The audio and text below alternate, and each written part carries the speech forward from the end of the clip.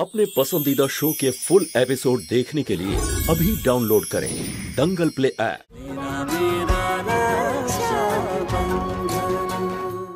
अरे भूतनी कोথায়? আমি চাঁদনি। আরে কিন্তু আপনি এখানে কি করছেন? ওই আসলে বাচ্চাদের ওঠাবো বলে খুঁজছিলাম। আমি জানতাম না এটা আপনার ঘর। আমি শুধু এটা বলতে এসেছিলাম যে জলখাবার তৈরি আছে।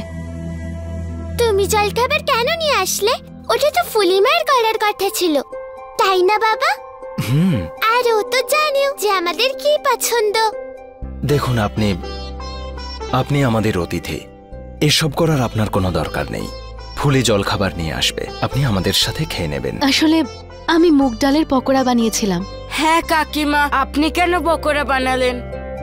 ফুলিমা তো সেই আমাদের জন্য কচুরি আনতেই চলেছিল। দারুণ কচুরি বানায় ফুলি, আর আমাদের খুব পছন্দ, তাই না বোন? তুমি আমাদের সাথে খেয়ে নিও।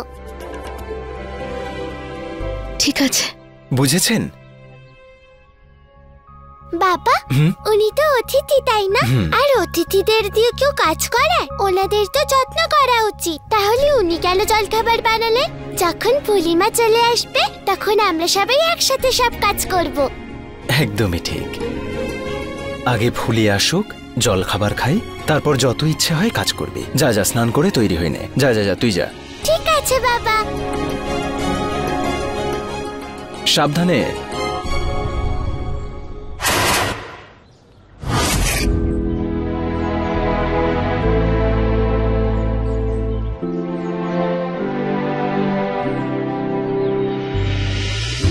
আপনি আমার উপর অনেক কৃপা করেছেন। আমার মনের কথা গ্রাম প্রধান নিজেই বলে দিয়েছেন যে উনি আমাকে বিয়ে করতে চান। কদিন পরেই গ্রাম প্রধান আর তার দুটি সন্তান আমার জীবনের অংশ হয়ে যাবে। আমার নিজের পরিবার। আমি ওই দুটো বাচ্চার মা হব। এই খুশিতে যেন কারো নজর না লাগে।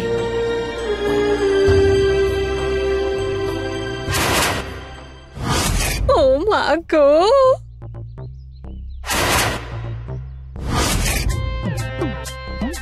আরে বাহ বৌদি, এইসব গহনা পরে তো তোমাকে সত্যি দারুণ দেখাচ্ছে। এটা আমার গয়না নয় গো, এই গয়নাগুলো ওই জমিদার বাবু ফুলিকে দিয়েছিলেন।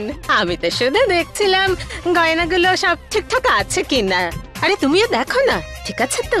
আরে বৌদি, ঠিকই তো আছে। কত ভারী এটা, জড়োয়া কাজ করা। আচ্ছা বৌদি, যখন তোমার ফুলির বিয়ে অন্য কারোর সাথে হয়ে যাচ্ছিল তখন জমিদার ফুলিকে এত গহনা দিয়েছিল, আর এখন তো ফুলির বিয়ে জমিদারের সাথেই হচ্ছে।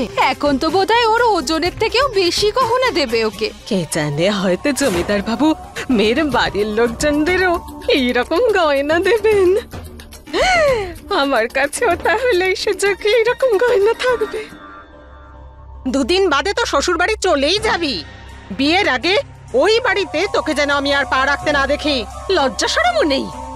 বৌদি ছেড়ে দাও না। আরে আমাদের ফুলির কিন্তু খুব ভাগ্য, জমিদার বাবু ওকে বেছেছে বিয়ের জন্য। না হলে আশেপাশের 50টা গ্রামের মেয়েরা এখনো কুমারী হয়ে বসে আছে জমিদারকে বিয়ে করার জন্য। আসলে বিয়ের ভাগ্য তো উপরওয়ালাই ঠিক করে পাঠায়। এই দেখো, লজ্জা পেয়েছে মেয়ে। আচ্ছা, আজকে কি রান্না হয়েছে? বাচ্চারা ডাল ভাত খেতে ভালোবাসে, তাই আমি সেটাই বানিয়েছি। ঠিক আছে।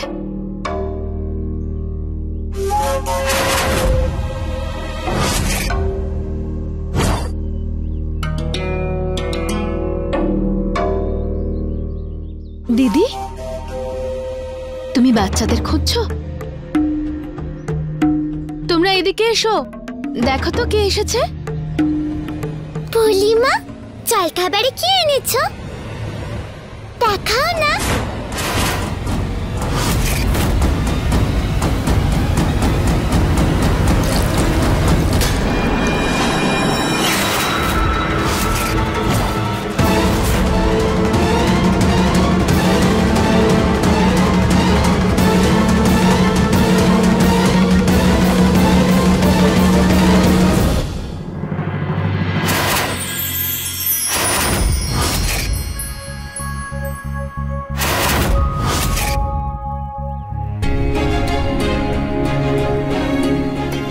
বাবা, তুমি আমাদের জলখাবার পাঠিয়ে নিলে।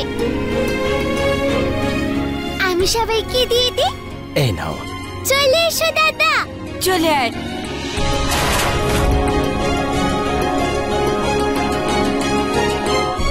শুনুন, ইনি ফুলি। যখন আপনি অজ্ঞান হয়েছিলেন না, উনি আপনার খেয়াল রেখেছিলেন।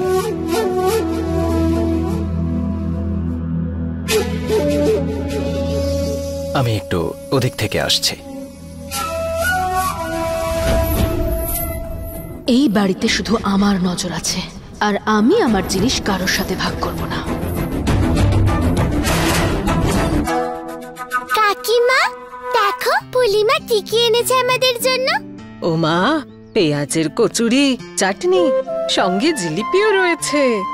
দাদা, যখন পুলিমা আমাদের বাড়িতে মা হয়ে আসবে তখন এরকম খাবার করে দেবে, তাই না? হ্যাঁ, নিশ্চয়ই। কাকিমা, এগুলো দিয়ে দাও না আমাদের খাবার জন্য। তোমরা গিয়ে বসো, আমি থালায় করে নিয়ে যাচ্ছি। ঠিক চল, আছে, চলে আয়। এখানে বসো, আমরা এখানেই খাবো। ঠিক আছে বোন।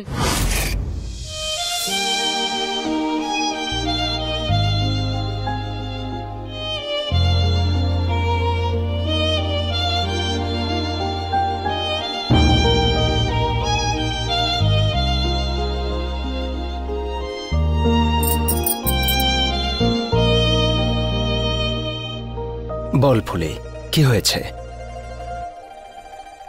না না, কিছু হয়নি। আমার বাচ্চাদেরকে এতটা খুশি দেখে আমার মন খুশিতে ভরে গেছে। আর সেই খুশির কারণ শুধুমাত্র তুই। তোকে বিয়ে করে বউ হিসেবে আনাটা একেবারেই সঠিক সিদ্ধান্ত।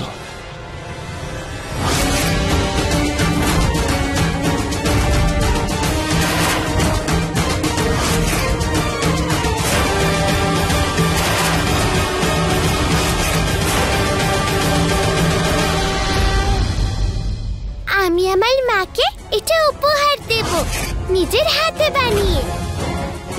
না থাকবে এই বাক্স, আর না তোরা এত খুশি বাবা, হবে। এসো না চলো না। তাড়াতাড়ি।